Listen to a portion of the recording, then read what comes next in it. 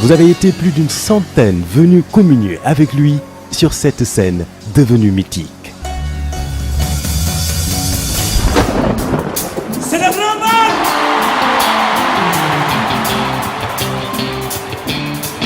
De tous les coins et recoins du monde, le sourire, la bonne humeur, les préparatifs commencèrent.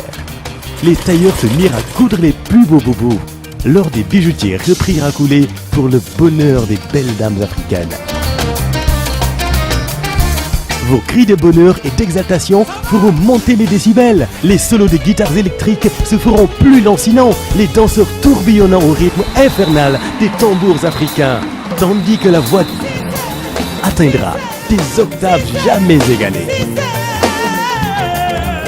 Grâce à vous, l'ambiance sera encore extraordinaire. La fête sera grandiose. Bougez, tirez, chantez, dansez. Vous, Youssou N'Dour, le Super Étoile et Bercy, c'est déjà 17 ans de bonheur partagé. Merci.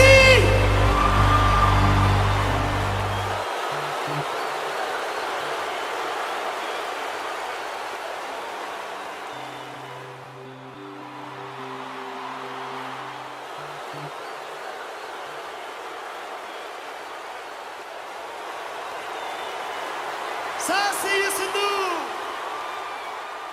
Pape Béranger Ngom ci moom la ñuy fas yéene rek dalal waxoon naa ko muy njiital hôtelier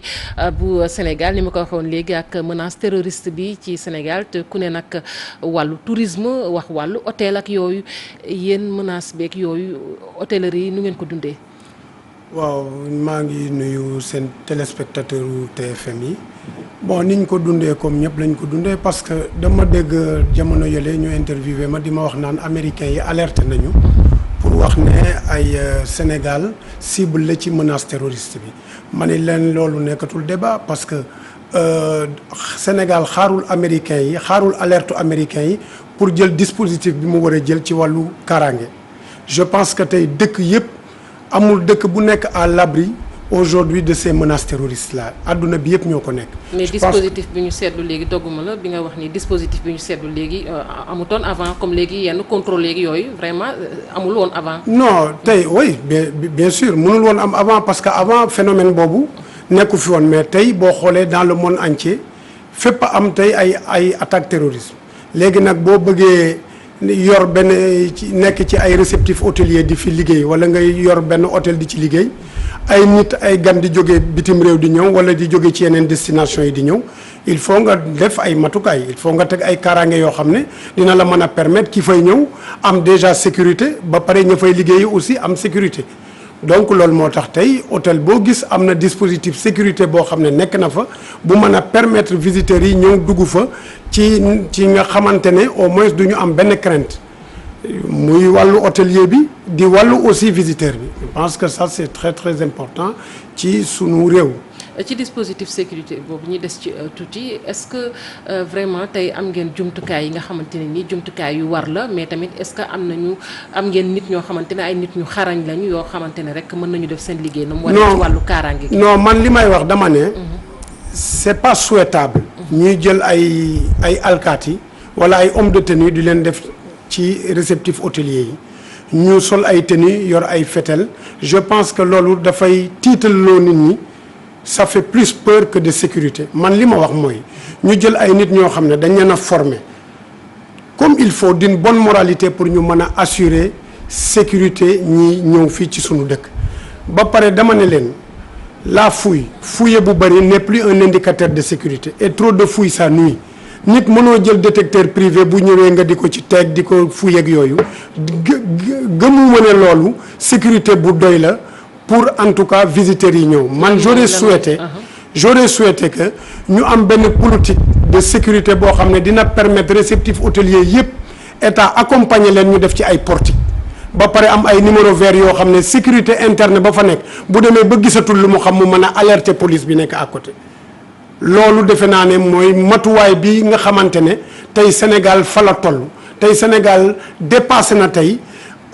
tourisme bi touristes yi ñëw wala visiteurs yi muy visiteurs locaux yi di aussi touristes yi parce que aussi ci hôtel am na ñoo xam ne dañ fay ñëw nekk ay clients locaux ay clients sénégalais comme ci Sénégal la ñuy wax bokkul ak client bitim réew tey baaxoon na tey bu ñuy ñëw tey ñu mën a jaar ci genre buntu yooyu muy ay portique am ay numéro vert am sécurité interne boo xam ne mën na assurer en tout cas benn sécurité bi fa nekk léegi nag sécurité boobu bu demee ba gisatul lu mu xam ñu tegal leen ay numéro vert yoo xam ne dinañ mën a alerter police bi nekk à côté police boobu aussi mën a fagaru bu gaaw daal di ñëw egg. malgré alerte yi amul benn impact boo xamante ne def na ko ci secteur hôtelier. mais bien entendu dina am impact dans le monde entier impact bi du Sénégal rek c'est dans le monde entier tey jii boo xoolee rentrée touriste yi au Sénégal wàññeeku na y a une baisse au minimum de 30% mais du ci wàllu kaaraange rek. Il y a aussi la destination qui est chère aussi agent national de la promotion touristique war naa def liggéeyam aussi pour promouvoir la destination Sénégal et puis ubbiwaat les bureaux de promotion touristique sur les marchés émetteurs. ma ngoog dinañ ci dellusi muy tourisme bi en général. dinañ ci dellusi xëy na ak lu ñu war a dooleel. mais ba tey ci wàllu ni ñu ko waxee sànq wàllu kaaraange gi est-ce que jotul tey xëy na mu am daara boo xamante ni sax war na mën a tàggat surtout bu ñu waxee xam nga menace terrorisme dafa doon loo xam ne dafa doy waar est-ce que waruñoo ubbi daara joo xamante ne xëy na dinañ tàggat ay nit ñu xarañ ñoo xamante ne tey di dinañ mën a assurer sécurité bi na mu waree ci wàllu kii bi parce que on ne peut pas tout le temps compter sur la police ni ko bon xam nga fii ni ma gisee nit ñi di def sécurité damay gis en général bu nit ñi demee alteeru ba jàpp ñu teg leen ne leen yow yaay sécurité waa ji ñëw non sécurité c'est plutôt de la discrétion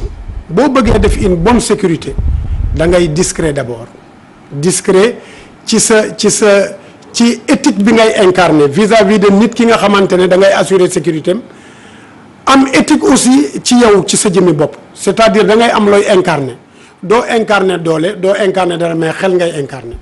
fii dinañu seetlu sax li ñuy faral di ñaawlu tamit jàpp nañ ni xëy na gardien yu bari ñi nga xamante ne ñoom la ñuy gis ci porte yooyu nekkul sax ay nit ñu xarañ la ñuy doon dañuy gis rek ñu yor ab fetal yor paaka ak yooyu te booy xool sax ñu ca bari ne nañ xeex duñu ko mën est-ce que loolu tamit vraiment. non xam nga man ce que je déplore mooy tey gars yi dañu jël sécurité banaliser ko reléguer ko au second plan. te tey métier bu ñu waroon a gën a càmbar la métier bu ñu gënoon a war a gën a tàggat sax nit ñi ci nekk. gën leen a former war a def waaw. gën leen a former ci sécurité. armes yi ni ñu koy utiliser détecteur privé yi ngeen koy jox ni ñu koy utiliser nan ngay alerter police nan ngay demee ci nit koo xam ne dafa violent pour nga dialoguer ak moom même avant ngay passer à l'action. donc avant nga koy brutaliser yooyu yëpp defe naa ne comme li nga wax am na ci solo ñu am ay écoles yoo xamante ne dañuy tàggat ay nit ci sécurité bi yaakaar naa ne loolu tey jot na tey Sénégal mettre ko en place parce que soxla nañ ko tey ci sunu dëkk. mangook wàllu tourisme dinañ ci àddu ci kanam tuuti laata boobu ñu dem rek ba fële ca Marrakech ca Maroc wax nag ci wàllu tourisme ba foofee rawatina ak li ñu duppi tourisme local tourisme boo xamante ni ca biir réew ma la fekk baax nee nañ tourisme boobee nag bokk na ci li yokk kon jëmale Maroc ca kanam ndax tey ji téeméer boo jël tourisme local ba mat na ñeent fukk mbaa mu ëpp ko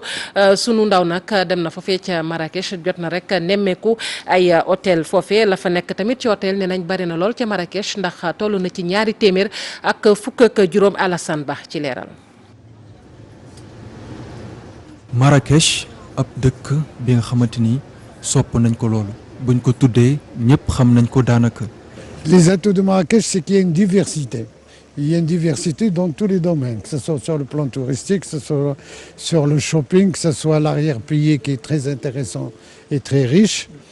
en variété. Il y a le tourisme médical aussi qui a commencé avec des grandes cliniques au niveau international. Donc il y a la variété, il y a l'animation qui est très forte à Marrakech.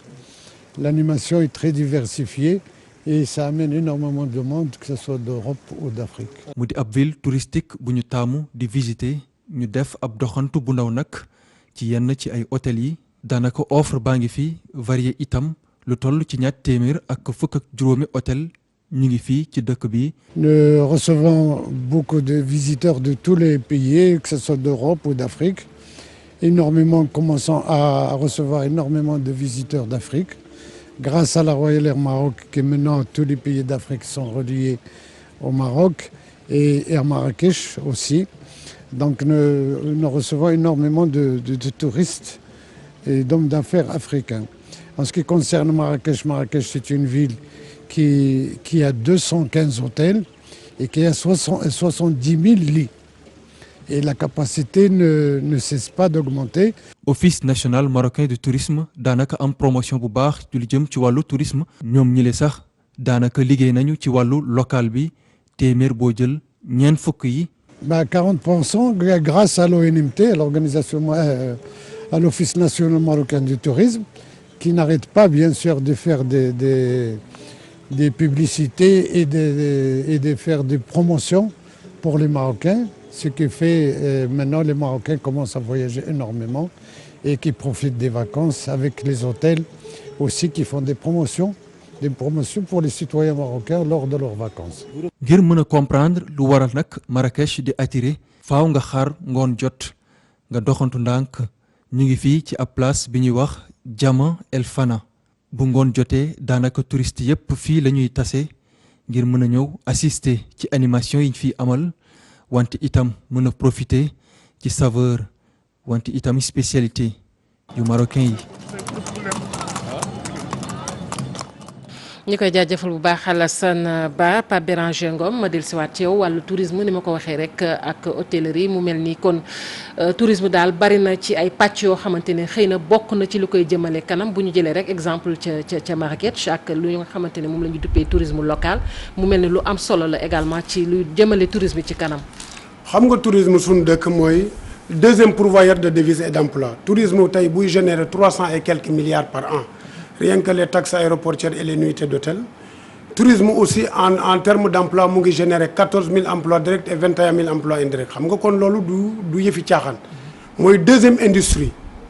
ci sunu dëkk kon defe naa ne dañ ko war a promouvoir l'État aussi a un grand rôle à jouer c'est-à-dire les normes standards l'État faire en sorte que yenn hôtel yi nga xamante ne dañ ko détérioré l'État accompagner leen wala État jël ay normes teg fa ne leen hôtel bi mënul fonctionnel tant que atteindre ay normes standards. Est-ce que on a également est-ce que am nañu déjà ay hôtels yu doy yu tax ñuy wax. Oui, parce que dans le Sénégal nous avons 740 réceptifs hôteliers. Dans le pôle urbain de Dakar tu as 89 hôtels et quelques à Saly et cetera si am nañ ay hôtels yu doy. am nañ ay hôtels yu doy. normes yi lan lañu war a respecter comme normes yi nga. non il faut ay normes internationales. c'est-à-dire faire en sorte que hôtel bi ku fa dugg mën a jox cër dëkk bi parce que quand même c'est la vitrine du Sénégal. hôtel bi tey boo fa duggee lu mel ne ay King Fahd ay teeru bi ça King Fahd place la parce que au-delà de 5 étoiles ça devient une place ay teeru bi 5 étoiles lañ. et cetera Radisson 5 étoiles la et cetera donc normes yooyu dañ ko war a respecter ba nga xam ne tey ku fi dugg mën a xam ne Sénégal kat am na ay hôtel yoo xam ne digne de leur nom nga xamante ne lépp lu ñuy laaj tey ci hôtel mu nga fa nga xamante ne tey ku fa ñëw mën a respecter hôtel bi respecter aussi sunu dëkk. yaa ngi koy wax également lu ci mel ni billets yi cherté billets yeeg taxes yeeg yooyu. ndax yooyu xëy na tamit nguur gi war na ko yombal ba. non destination Sénégal dafa cher boo xoolee tey au Maroc. boo jëlee tey 1000 euros di nga ci fay billet d'avion di nga ci séjourner au moins 15 jours wala 12 jours di nga ci lekk di nga ci naan ci 1000 euros muy 650 000 fii rien que billet biy jógee Paris ñëw fii rek des fois day egg 1000 euros wala 1000 et quelques euros waxatuma la ak hôtel yi la cherté des hôtels waxatuma la ak lekk bi ngay lekk ni mu chéré waxatuma la ak transport bi c'est tout un ensemble donc destination bi buñ ko yombalul. nit ñi aussi dañuy dem ci yeneen destination il n'est pas normal que Sénégal tey amuñu tey le nombre de tourisme bi ñu bëgg a atteindre maanaam ñu atteindre 2 millions de tourisme par an wala 3 millions tey Sénégal mënul sax am 1 million de tourisme par an. mais est-ce que lan nga yaakaar ni moo des est-ce que aussi communication bi jàll na. non parce que dañu am benn agence nationale de la promotion touristique qui doit promouvoir la destination du Sénégal dem au fond. projeté lan moo am Sénégal di ko jaay dans les autres pays c'est-à-dire ubbiwaat bureau de promotion touristique yi ci marché émetteurs yi mën a wane suñu dëkk nan la suñu dëkk mel yow mii tey wóor na ma ne yow yaa ngi may interview mais tey bu ma la yóbboon tey Pointe de Sarène wala Mbodiène wala Toubab Dialaw am na yenn coin yoo xam ne xamoo ko il n'est pas normal donc il faut promouvoir cette destination là mais loolu wàllu agence nationale de la promotion touristique la moom moo ko war a imposer sax hôtel yi nga xam ne visiteurs yi bu ñu ñëwee sax dina am benn télé bu ñuy teg foofu ñu naan Saly nii la mel Mbodiène nii la mel Pointe de Sarène nii la mel et cetera et cetera c'est ça promouvoir une destination et puis rouvrir les bureaux de promotion touristique sur les marchés émetteurs loolu Sénégal soxla na ko tey foofu lañ toll. ñu ngi doon dégg ay bis ci ginnaaw sax bi ñu tabbee jëwriñ ju bees yi nga xamante ni moom la ñu dénk wàllu tourisme jamono ji hôtellerie yi secteur bi ñu ci bari nag di ñaxtu ndax nee nañ bëgg léegi daal lu ñu bëgg mooy ñoom aussi ñu am gët wax dëgg neex yàlla ci ni tourisme di doxee ci Sénégal mu mel ni yéen aussi am ngeen ci wàll am ngeen ci part de responsabilité léegi bëgg ngeen daal xam ne secteur bi di doxee. non xam nga tey tourisme bu nekkee le deuxième pourvoyeur de devises et d'emploi kon état xam na ne le tourisme a un impact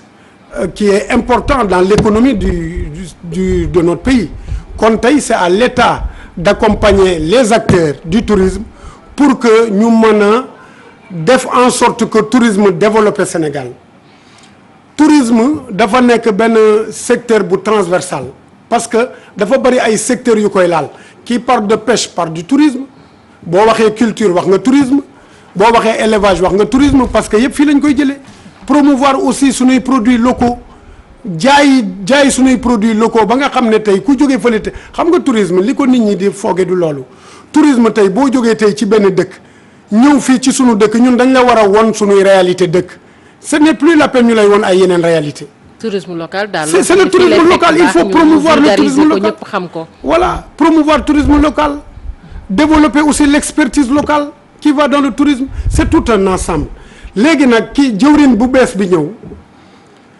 wax dëgg yàlla dafa war a woo acteurs yëpp waxtaan ak ñoom bañ a rek focaliser wu ci le syndicat patronat hôtelier xam nga patron moom ce n'est pas des enfants de cœur c'est des gens qui sont là que pour qui sont omnibulés que par leur intérêt personnel ñëw jël xaalis delluwaat mais ñun ñi nga xam ne ñu sommes les créateurs de richesse ñun ñooy liggéey ci wàllu tourisme ñun la état wala gën a focaliser wu ci ñun di waxtaan ak ñun pour ñu wax ko fan la ñuy jaar pour développer le tourisme au Sénégal. ma ngoog ñu koy jaajëfal bu baax Pape Béranger Ngom may fàttali ne yow yaay njiital hôtelier bu Sénégal maa ngi lay jaajëfal bu baax a baax ci teewaay bi xibaar